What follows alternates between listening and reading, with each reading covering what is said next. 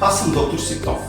Правя само едно нещо. Лекувам хора, които се нуждаят от пълна рехабилитация на челюстта или 6 импланта на челюст.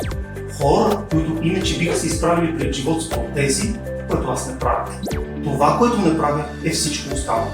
Така че не правя фасети, не правя избелване, не правя бондинг, не лекувам коренови канали, не поставям пломби, поради една единствена причина.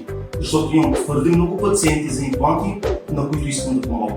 Имам екип от специалисти, медицински сестри, доктори, които работят заедно, за да постигнат оптимален баланс и решение за всеки пациент, когато преглеждам.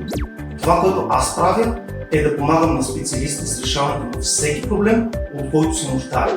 За всеки отделен случай, въз основа на моя богат опит и експертиза от над 20 години. Всеки, който е тук, е по заслуга. Моите специалисти си знаят работата и формират екипи, като работят съвместно. Ще видите правилния член на екипа в правилната част от нашото пътуване. За всички останали неща имате общо практикуващи заболявания. Моето лечение съществува за тези хора, които са изправени пред живот без зъби. И аз лекувам само тях.